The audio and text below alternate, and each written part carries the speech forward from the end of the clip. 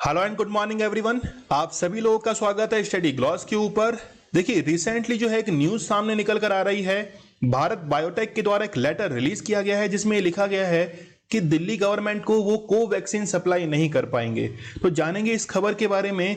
देखिए एक बात तो यहां पर तय है कि भारत के लगभग सभी राज्यों में वैक्सीन की जो है वो शॉर्टेज चल रही है। अब आप लोग पूछेंगे कि सर ये इनकार क्यों कर दिया है, वो भी रीजन हम लोग जानेंगे। तो शॉर्टेज तो चल रही है और न्यूज के बारे में हम लोग जानने की कोशिश करते हैं। देखिए न्यूज ये है कि मनीष सिसोदिया जो है इन्होंने ट्वीट किया है और ट्वीट करके ये बताया है कि भारत बायोटेक के द्वारा एक लेटर जो है वो दिया गया है दिल्ली गवर्नमेंट को, जिसमें लिखा गया है कि अब वैक्सीन जो है वो आपको सप्लाई नहीं की जाएगी और वैक्सीन जो है ये सप्लाई करने का दिशा निर्देश जो है वो सेंट्रल गवर्नमेंट के द्वारा दिया जाता है। तो टोटल जो इनकी डिमांड थी, देखिए यहां पर लिखा हुआ है कि एडिशनल वैक्सीन्स। तो एडिशनल वैक्सीन्स का मतलब है कि दिल्ली गवर्नमेंट ने जो डिमांड की थी वो 1.34 करोड़ जो वैक्सीन है, मतलब 1 करोड़ 34 लाख वैक्सीन्स की इन्होंने डिमांड की थी, जिसमें से 67 लाख जो है वो कोविशील्ड थी और 67 लाख जो थी वो कौन सी थी, कोवैक्सीन थी। तो कोविशील्ड पे तो कोई इसका इफेक्ट नहीं है, लेकिन कोवैक्सीन जो है उसकी सप्लाई नहीं हो पा रही है। तो यदि नहीं होगी तो इससे कोविड सेंटर जो कि चल रहे थे कोवैक्सीन के बेसिस पे वो अब इनको बंद करने पड़े हैं। तो जानेंगे इस न्यूज के बारे में आगे भी हम लोग। तो स्टडी ग्लॉस जो है उसको आप लोग सब्सक्राइब करना ना भूलिएगा, क्योंकि नॉलेज इज पावर ये हमारी टैगलाइन है। देखिए 5 लाख का परिवार तो आपके सहयोग से बना लिया है, अब जो है और आपके सहयोग की जरूरत है। तो 1 मिलियन जो है उसका टारगेट हम लोगों को अचीव करना है। तो चलिए देखते हैं ट्वीट जो है वो किया गया है। इसमें लिखा गया है कि 17 स्कूल जो थी वो रन हो रही थी और उनमें 100 कोविड सेंटर जो थे वो रन हो रहे थे। इसके कारण ये जो सेंटर है उनको बंद करना पड़ा।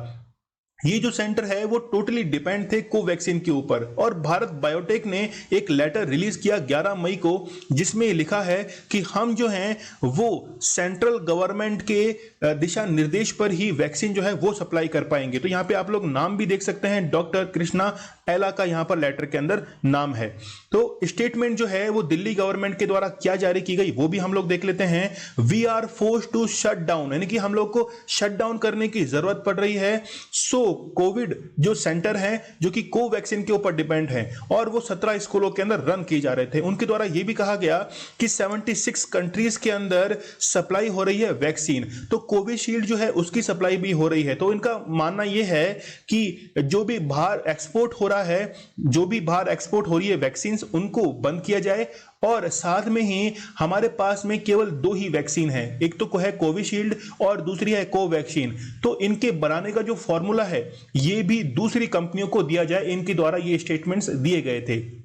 अरविंद केजरीवाल के द्वारा भी ये बात कही गई थी कि ये जो है वैक्सीन बनाने का जो फॉर्मूला है ये अदर कंपनीज को भी क्या किया जाए, अलॉट किया जाए। तो जो ये वैक्सीन है ये कहां कहां सप्लाई होती है वो भी हम लोग देख लेते हैं। तो भारत बायोटेक के द्वारा इंडिया से साउथ ईस्ट जो एशिया है वहां पे सप्लाई होती है, मंगोलिया के अंदर सप्लाई होती है। फिर हम लोग देखते हैं कि मिडिल ईस्ट जो है वहां पर भी कोवैक्सीन जो है उसकी सप्लाई की जाती है। अफ्रीकन कंट्रीज में भी सप्लाई होती है। ध्यान रखिए घाना वो पहला देश था जिसको निःशुल्क वैक्सीन जो थी वो प्रोवाइड कराई गई थी। लैटिन अमेरिका में और नॉर्थ अमेरिका में इसकी जरूरत नहीं है, क्योंकि वहां पर पहले से ही जॉनसन एंड जॉनसन की ऐसी वैक्सीन है जिसकी केवल 1 ही डोज काफी होती है।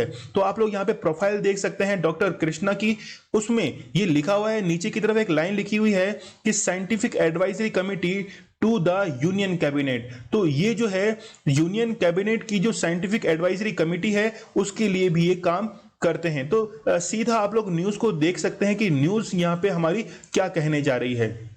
नेक्स्ट हम लोग देखते हैं कि दिल्ली के अंदर अभी क्या हालात हैं। तो दिल्ली के अंदर जो मरीज अब तक मिले हैं कोविड से जो ग्रसित हैं उनकी संख्या आप लोग देख सकते हैं, लेकिन रिकवरी रेट आप लोग देखिए, रिकवरी रेट जो है वो काफी अच्छी है 92.43, लेकिन डेथ रेट देखिए 1.49 है। तो पूरा मैंने आप लोग को इसके अंदर बताया है। यहां पे देखिए केवल 2 ही हमारे पास में इंस्टीट्यूट जो है वो काम करते हैं, एक तो है सीरम इंस्टीट्यूट जो कि हेडक्वार्टर रखता है पुणे के अंदर।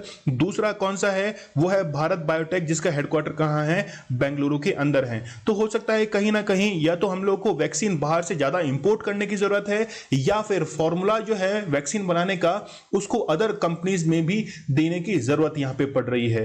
तो एग्जाम के पॉइंट ऑफ व्यू से हमें और जानने की यहां पे जरूरत है कि एक अमेंडमेंट एक्ट जो है वो 2021 के अंदर पारित किया गया था, जिसमें लिखा गया था कि दिल्ली राष्ट्रीय राजधानी क्षेत्र एनसीआर जो है वहां पर सरकार का मीन्स ही क्या है, उपराज्यपाल है। शब्द कम है लेकिन बात जो है वो बहुत ज्यादा इसके अंदर छुपी हुई है। साथ में ये लिखा भी गया था कि लेजिस्लेटिव असेंबली जो है दिल्ली की, वहां पर जो भी कानून बनाए जाएंगे उसमें कहीं ना कहीं उपराज्यपाल जो है एलजी जो है वो उसके अंदर सहयोग करेंगे। तो ये जो है वो उपराज्यपाल की कौन सी पावर्स होंगी, ये स्वविवेक की शक्तियां हैं, ये भी आप लोग को देखने की जरूरत है। लेकिन कहीं ना कहीं इस पर क्रिटिसिज्म ये किया जाता है कि it is against the spirit of federalism, यानी कि संघवाद की जो स्पिरिट है इसके कहीं ना कहीं ये खिलाफ है।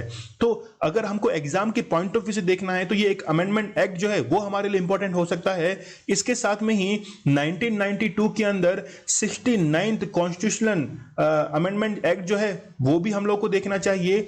इसके तहत 2 आर्टिकल जो थे वो ऐड किए गए थे, 239AA और 239AB, 2 आर्टिकल जो है इसमें जोड़े गए थे जो कि दिल्ली को एक विशेष राज्य का दर्जा देते हैं। यहां पे आप लोग देख सकते हैं कि 239AA जो है वो दिल्ली को राष्ट्रीय राजधानी क्षेत्र बनाता है और यहां के प्रशासक को क्या बनाता है, उपराज्यपाल का नाम दिया गया था। तो उपराज्यपाल जो है वो इसका पहले नाम क्या था, प्रशासक नाम था।